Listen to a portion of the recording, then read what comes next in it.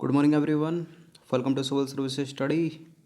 Practice set number 428 पर आ जाइए। UPPCS के लिए फोकस करेंगे इसमें हम जनरल साइंस के प्रश्नों पर। चलिए स्टार्ट करते हैं।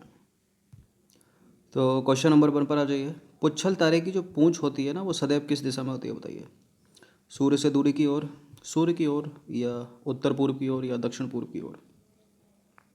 पुच्छल तारा, धूमकेतु भी इनको बोलते हैं। ठीक है, इसकी जो पूंछ होती है वो सूर्य से दूर होती है। ठीक है, सूर्य से दूर की ओर।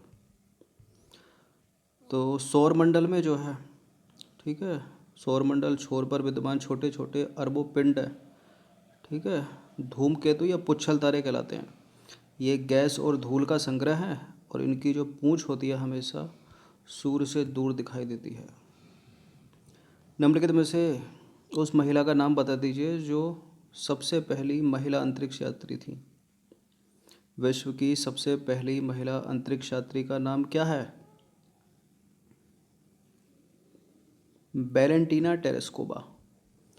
ठीक है, जो पहले अंतरिक्ष यात्री थे विश्व के, वो रूस के थे और ये भी रूस की ही थी, वैलेंटीना टेरेस्कोवा। क्रिस्टीना कोच एक महिला अंतरिक्ष यात्री है, यहाँ पर एक नाम है, ये नासा की हैं। और कल्पना चावला का तो आपको पता ही होगा। तो प्रथम अंतरिक्ष यात्री थे रूस के यूरी गागरिन, और प्रथम महिला अंतरिक्ष यात्री भी रूस की, उनका नाम था वैलेंटीना टेरेस्कोवा।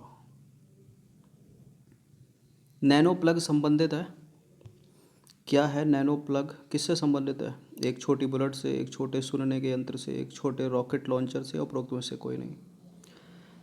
ये प्रश्न यूपीपीसीएस में पहले पूछा हुआ है। इसका उत्तर है एक छोटे सुनने के यंत्र से।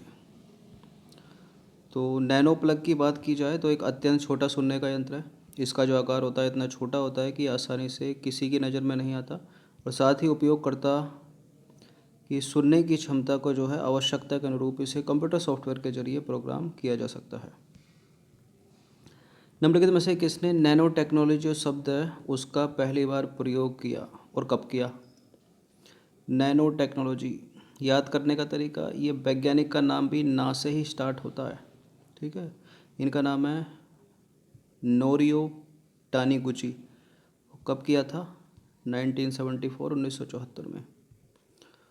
तो नोरियो टानीगुची टोक्यो विश्वविद्यालय में विज्ञान के प्रोफेसर थे। इन्होंने जो है वो नैनो टेक्नोलॉजी शब्द का पहली बार प्रयोग किया, सर्वप्रथम प्रयोग किया। कब किया? 1974 में प्रकाशित अपने एक शोध पत्र में। ठीक है, नोरियो टानीगुची। भारहीनता की अवस्था में एक मोमबत्ती की ज्वाला का आकार जो है हो जाएगा, कैसा हो जाएगा? अधिक लंबा, छोटा, गोलाकार, या वही रहेगा? भारहीनता। ठीक है, गोलाकार हो जाएगी मोमबत्ती। ठीक है, गोल गोल चलेगी। तो अति सूक्ष्म गुरुत्वीय अवस्था, ठीक है, यानी माइक्रो ग्रेविटी या भारहीनता की अवस्था में किसी मोमबत्ती की ज्वाला का आकार गोलाकार हो जाएगा। यूपीपीसीएस में पूछा हुआ प्रश्न है। जो स्वचलित कलाई घड़ियाँ होती हैं, ऊर्जा कहाँ से मिलती है उनको? स्वचलित कलाई घड़ियों में ऊर्जा मिलती है हमारे हाथ के विभिन्न संचलन से। ठीक है, ऑप्शन नंबर डी। तो स्वचलित कलाई घड़ियों को चलाने के लिए ऊर्जा है तो बैटरी की आवश्यकता नहीं होती। ये घड़ी पहनने वाले हाथ के संचलन के, ठीक है, संचलन से जो ऊर्जा निकलती है, जो चलने से ऊर्जा प्राप्त होती है, उससे ऊर्जा लेती है ये। और यदि 2-3 दिन ये घड़ी जो है हाथ में नहीं पहनी जाए तो घड़ी बंद हो जाएगी, क्योंकि एनर्जी उससे लेती है हाथ से अपने। निम्नलिखित में से कौन सा सही सम्मिलित नहीं है? इस तरह के प्रश्न यूपीपीसीएस में पूछ लेता है। देखिए 23 से 24 प्रश्न जो है जनरल साइंस के पूछे जाते हैं 150 में से। आइसो बार के सामने वायुदाब लिखा है, आइसो हाइट के सामने ऊंचाई, आइसो हेलाइन के सामने लिखा है बर्फ वर्षा, और आइसो बात के सामने लिखा है गहराई। कौन सा इसमें सुमेलित नहीं है? आइसो बार वायुदाब सही है, ऊंचाई के लिए आइसो हाइट सही है, गहराई के लिए आइसो बात सही है। आइसो हेलाइन तो लवड़ता होना चाहिए, बर्फ वर्षा गलत है, सी।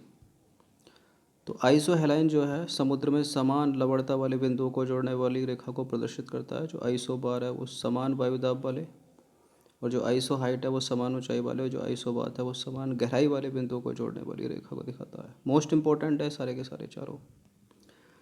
निम्नलिखित में से कौन सा जल निकाय में घनत्व प्रवणता को दर्शाती है? कौन किसी जल निकाय में घनत्व प्रवणता को दर्शाता है? Pycnocline, option number C. तो पिक्नोक्लाइन किसी जल निकाय में घनत्व प्रवणता को दर्शाती है। एक हेलोक्लाइन है, हेलोक्लाइन किसी जल निकाय में लवणता प्रवणता को दर्शाती है। ठीक है, डेंसिटी और नीचे लवणता। निम्नलिखित में से कौन कमरे के तापमान पर द्रव अवस्था में है? देखिए, कमरे के तापमान पर द्रव अवस्था में तो या तो पारा होता है, ठीक है, या होती है ब्रोमीन, और दोनों की दोनों कई कई बार पूछी गई हैं ये। ठीक है, पारा या ब्रोमीन, लेकिन ना पारा है ना ब्रोमीन है। अच्छा, कुछ चीज़ें और होती हैं जो कमरे से जो है हल्का अतिरिक्त तापमान पर जो है द्रव अवस्था में हो जाती है, जैसे कि फ्रेंसियम। ठीक है, इसके अलावा और अगर ऑप्शन में होता रुबिडियम। ठीक है, तो कमरे के मानक तापमान अर्थात 25 डिग्री सेल्सियस पर केवल ब्रोमीन और मरकरी जो है यानी पारा द्रव रूप में पाए जाते हैं। इसके अलावा सीजियम, रुबिडियम, फ्रेंसियम, गैलियम कमरे के तापमान या उससे कुछ अधिक तापमान पर द्रव अवस्था में परिवर्तित हो जाते हैं। इसलिए ऊपर दिया गया सही उत्तर क्या होगा? फ्रेंसियम होगा। फ्रेंसियम की जगह रुबिडियम होता तो रुबिडियम भी हो सकता था, सीजियम होता तो सीजियम, गैलियम भी। निम्नलिखित में से कौन सी धातु चुंबक द्वारा आकर्षित नहीं होती है? छोटी क्लास में पढ़ा होगा आपने, 9th 10th में, 12th 11th में। लोहा, निकल, कोबाल्ट ये तो लोह चुंबकीय पदार्थ है, तो चुंबक की ओर आकर्षित होंगे ही होंगे। एल्युमिनियम नहीं होता है। तो लोहा, निकल, कोबाल्ट जो है लोह चुंबकीय पदार्थ हैं, ठीक है, तथा तीव्रता से चुंबक की ओर आकर्षित होते हैं। एल्युमिनियम जो है एक अनुचुंबकीय पदार्थ है। क्वेश्चन नंबर 11 है, प्रथम भारी पानी संयंत्र स्थापित किया गया था, बताइए कहाँ पर? बंगलुरु, भोपाल, नंगल या हैदराबाद? प्रथम भारी पानी संयंत्र स्थापित किया गया था नंगल में। ठीक है, ऑप्शन नंबर सी। तो भारत सरकार के परमाणु ऊर्जा विभाग के द्वारा देश का पहला भारी जल संयंत्र पंजाब के रूपनगर डिस्ट्रिक्ट के नांगल कस्बे में जो है राष्ट्रीय उर्वरक लिमिटेड के परिसर में वर्ष 1962 में स्थापित किया गया था। ठीक है, 1962 में। चुंबकीय सुई की जो नोक होती है वो किस तरफ संकेत करती है? पूर्व दिशा, पश्चिम दिशा, उत्तर दिशा या आकाश की ओर? चुंबकीय सुई की नोक जो है वो उत्तर दिशा की ओर संकेत करती है, और चुंबक को स्वतंत्रता पूर्वक लटकाने पर वो उत्तर दक्षिण दिशा में आकर रुकता है। ये भी प्रश्न कभी कभी पूछ लेते हैं। तो देखिए, चुंबकीय प्रभाव के कारण जो है चुंबकीय सुई की नोक सदैव उत्तर दिशा की ओर, ठीक है, नॉर्थ पोल की ओर सूचित करती है।